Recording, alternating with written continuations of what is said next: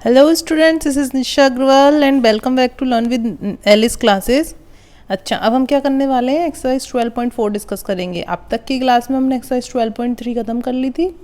अच्छा, अब हम एक्सरसाइज 12.4 देखेंगे। अच्छा, क्वेश्चन पढ़े ढंग से। Observe the patterns of digits. ये कौन सी डिजिट है? 6। ये कौन सी है? 4। और ये कौन सी है? 8। Made from the line segments, यानी कि ये वाली लाइन्स। तो कितनी लाइन्स है 6 बनाने के लिए? 1 2 3 4 5 6 लाइन्स की जरूरत पड़ी। इक्वल लेंथ की हैं सब। You will find such segmented digits on the display of electronic watch और कैलकुलेटर। सब स्मार्ट वॉच पहनते होंगे, डिजिटल वॉच सबने देखी है, तो उस पर ऐसे ही नंबर्स शो हो रहे होते हैं। तो ठीक है, अब हम सबसे पहला जो काम, हमको क्वेश्चन नहीं दे दिया है, बहुत अच्छी बात है, नहीं तो हमें जनरल फॉर्मूला क्रिएट करना पड़ता कि 6, जैसे अब ये 2 बार 6 है, ये 3 टाइम्स 6 है, 2 3। ऐसे ही जब हम नेक्स्ट जो फिगर बनाएंगे उसमें 4 टाइम्स 6 आएगा, तो उसके लिए हमें कितनी लाइन सेगमेंट चाहिए होंगी? कैसे पता चला? जनरल फॉर्मूले से, और जनरल फॉर्मूला इसने हमें दे रखा है। तो इसका मतलब अब हम क्वेश्चन देखते हैं। ऐसे ही 4 है, इसके लिए दिया है 3n+2 और 8 के लिए 5n+2। तो if the number of digits form to taken to be n, the number of segments required to form n digits is given by the algebraic expression. तो अगर हमें सेगमेंट्स रिक्वायरमेंट कितनी है वो हमें किससे मिल जाएगा? एल्जेब्रिक एक्सप्रेशन से, है ना। The right of each pattern, how many segments are required to form 5 digits of the kind 6। जैसे अब कह रहा है कि how many segments are required to form 5 digits of the kind 6, यानी कि जो 6 बनाना है उसके हमें कितने पैटर्न्स बनाने हैं? 6 को एक बार, ये जैसे ये 6 अभी कितनी टाइम्स है? 3 टाइम्स, 4 टाइम्स, फिर हमें 5 टाइम्स वाले 6 चाहिए। तो from the question it is given that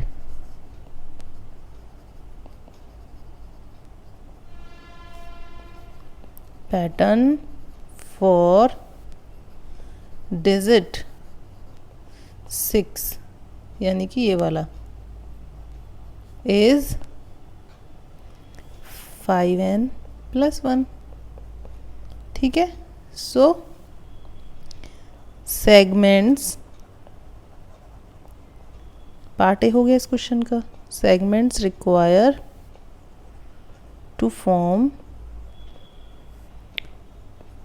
5 digits of this kind. तो हम क्या करेंगे? n की वैल्यू 5 कर देंगे इस मामले में। कैसे हो जाएगा? 5 × 5+1 कितनी सी है? 26। Same way segments required to form 10 digits of the same kind. Formula क्या लगेगा? 5n+1। अब n की वैल्यू क्या हो जाएगी? 10।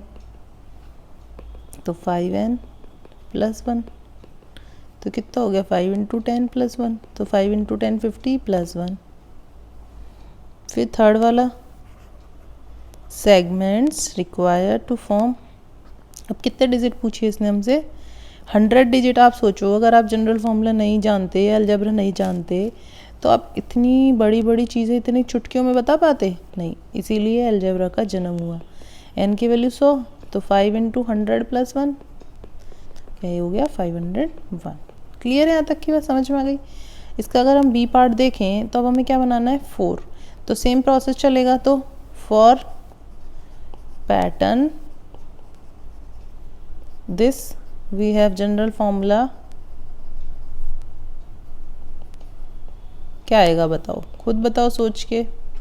तो ये आ जाएगा आपका 3n+1। 3n+1। अब इसमें भी वही सेम कि फॉर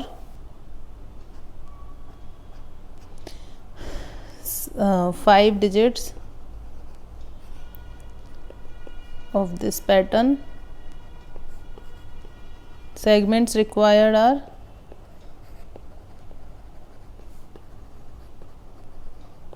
क्या हो जाएगा? n की वैल्यू कितनी हो जाएगी? 5।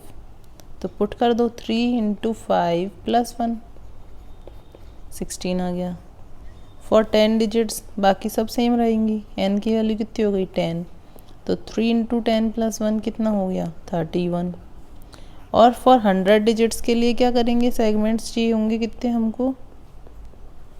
n की वैल्यू 100 हो जाएगी, तो 3 इंटू 100 प्लस 1 कितना आ गया 301। क्लियर है यहाँ तक। अब इसका सी पार्ट देखते हैं, कौन सा पैटर्न बनाना है। अब हमको बनाना है फॉर पैटर्न दिस वन 8। तो we have expression for this is, कितना एक्सप्रेशन बनेगा इसका बनेगा 5n प्लस 2। क्लियर है यहाँ तक। उसके बाद सेम वे, तो for 5 digits segment required, n की वैल्यू कितनी हो जाएगी 5 बाय पुटिंग 5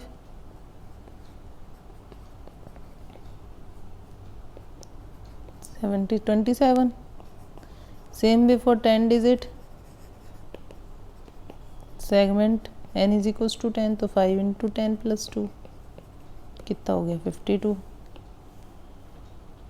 और सेम वे फॉर 100 के लिए कितना हो गया n की वैल्यू 100, तो फॉर्मूला क्या बन जाएगा 5 इंटू 100 प्लस 2, क्या आ जाएगा आंसर 502। इस तरह से वाला क्वेश्चन सॉल्व हो गया। अब क्वेश्चन 2 देखेंगे क्या कहता है। क्वेश्चन 2 कहता है use the given algebraic expression to complete the table of the number patterns. Expression क्या है इसमें 2n-1, फर्स्ट सेकंड ये सब क्या टर्म्स बोलते हैं। तो इसने हमको कौन सी टर्म पूछी है 6th, तो फिर कह रहा 10th के बाद यहाँ पे कौन सी डालें, छोड़ो जो इसने गिवन ही नहीं करी वो हम सॉल्व नहीं करेंगे। हम सिर्फ 10th वाली टर्म निकालेंगे, एक 100th वाली और एक 5th वाली। क्लियर है यहाँ तक। तो 5th टर्म निकालनी है, इस एक्सप्रेशन में गिवन है। 10th भी निकाल ली, 100 निकालनी है, कैसे करेंगे 2 इंटू 100 माइनस 1, तो क्या हो गया 200 माइनस 1 इस कितना 199। सेम वे इसमें कौन सी टर्म चाहिए हमको 5th वाली, कैसे निकालेंगे 3 into 5 plus 2, 3 into 5 15 plus 2 17। Solve 10 term निकालनी, 10 पुट कर दो इनकी जगह, 10 इंटू 3 30 32, n की जगह 100 पुट कर देंगे 302। क्लियर, ठीक है। इसमें क्या करना है 5th टर्म निकालनी है, तो 4 इंटू 5 इज 20 प्लस 1। इसमें क्या करना है 10th टर्म निकालनी, तो 4 इंटू 10 40 प्लस 1। इसमें 100 टर्म निकालनी, तो 4 इंटू 100 400 प्लस 1। इसमें क्या करना है n इज इक्वल्स टू 5, 7 5 से 35 प्लस 20 कितना हो गया 55। फिर उसके बाद 10th टर्म निकालनी, 70 प्लस 20 इज 90। 100 टर्म के लिए क्या करेंगे 700 प्लस 20 720। ठीक है। अब ये क्या है n स्क्वायर प्लस 1, तो 5th टर्म निकालनी 5 का स्क्वायर 25 प्लस 1 26। 10th टर्म निकालनी 10 का स्क्वायर 100 प्लस 1 101। इसको देखो 100 टर्म निकालनी, 100 का स्क्वायर कितना हो जाएगा 100 का स्क्वायर हो जाएगा ये कितना 10,000 प्लस 1 तो 10,001। क्लियर है यहाँ तक। ठीक है, ओके। सो ये सारी टर्म्स हमारे पास आ गई हैं। अच्छा, अभी तक हमने अलजेब्रा वाली क्लासेस में क्या क्या सीखा। हमने सीखा कि जो अलजेब्रिक एक्सप्रेशन होते हैं वो वेरिएबल्स, कांस्टेंट, ऑपरेटर्स, कौन कौन से ऑपरेशंस होते हैं, एडिशन, सब्ट्रैक्शन, मल्टीप्लिकेशन, डिवीजन, इनकी मदद से बने होते हैं। ठीक है। और एक्सप्रेशंस में जो होती है वो टर्म्स होती हैं। ठीक है। और टर्म क्या होता है प्रोडक्ट ऑफ फैक्टर्स होता है, ये तो हमें पता है। ठीक है, जैसे एक्स वाई ये सब। कोफिशिएंट पढ़ा हमने। पॉलिनोमियल देखे कि 3 तरह के होते हैं, मोनो, ट्रायो, बाइनोमियल। फिर हमने टर्म्स में और डिटेल जानी, हमने देखा लाइक टर्म्स क्या होती हैं, अनलाइक टर्म्स क्या होती हैं। ठीक है। फिर हमने सम और डिफरेंसेस निकालना सीखा, लाइक टर्म्स और अनलाइक टर्म्स के बीच में कैसे निकाला था। जैसे ये 8xy था, 3xy था, न्यूमेरिकल कोफिशिएंट 8, इसका न्यूमेरिकल कोफिशिएंट -3xy, ये ऐसे हो गया। ठीक है।